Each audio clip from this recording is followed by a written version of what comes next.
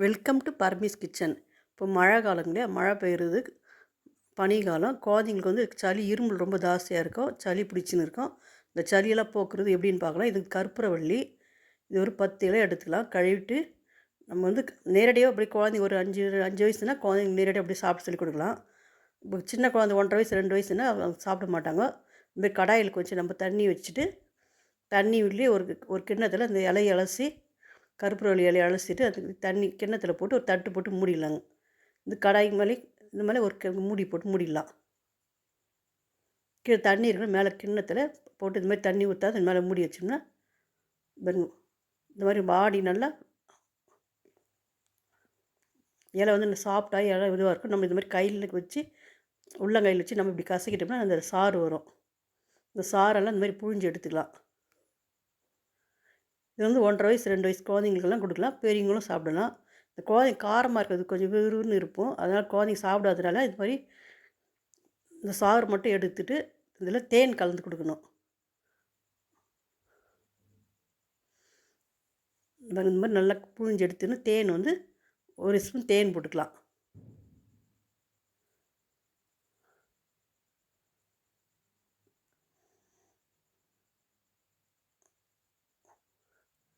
ஒரு ஸ்பூன் தேன் போட்டு மிக்ஸ் பண்ணிக்கலாம். நல்லா மிக்ஸ் பண்ணிவிட்டு இது வந்து 2 பேருக்கு சாப்பிடலாம்.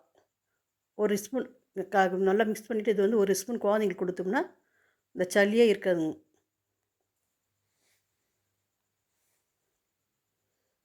பெரியவங்கன்னா நம்ம அப்படியே சாப்பிடலாம், தேன் போடாத. குழந்தைங்க சாப்பிட முடியாதனால இந்த மாதிரி தேன் கலந்து கொடுக்கலாம்.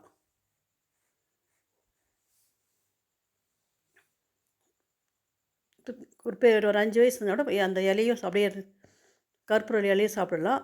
இல்லைன்னா இந்த மாதிரி தேன் போடாத இந்த சாறு மட்டும் எடுத்து அப்படியே கொடுத்தோம்னா அந்த இருமல் வந்துருக்குங்க, இருமல் சளியெல்லாம் உடனே க்யூர் ஆகிடும். இந்த மாதிரி நீங்கள் கலந்து கொடுங்க, உடனே நல்லா க்யூர் ஆகிடும்.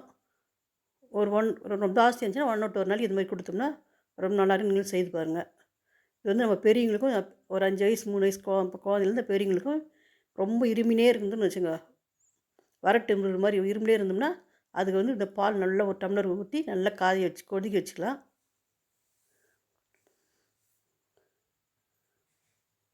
நல்லா பால் காய்ஞ்சோடனே வடிகட்டிட்டு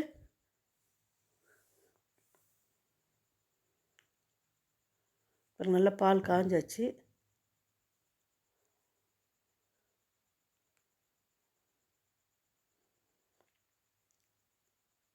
ஒரு 2 வயசு குழந்தைங்களுக்கும் இது 1.5 வயசு குழந்தைங்களுக்கு இருமினே இருக்குந்தாங்கன்னா இந்த மாதிரி பால் கொடுக்கலாங்க, வடிகட்டிடலாம். அதில் வந்து ஒரு சிட்டிகை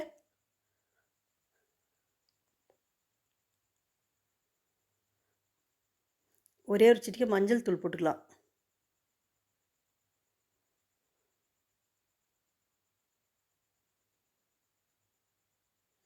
கையில் ஒரு மாதிரி ஒரு சிட்டிகை மஞ்சள் தூள்,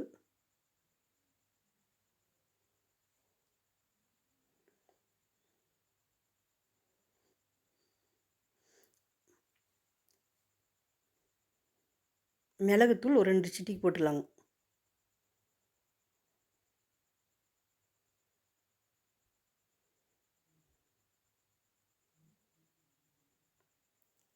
சுகர் வந்து சின்ன ஸ்பூனில் 1 ஸ்பூன் போட்டு மிக்ஸ் பண்ணிக்கலாம் எல்லாத்தையும்.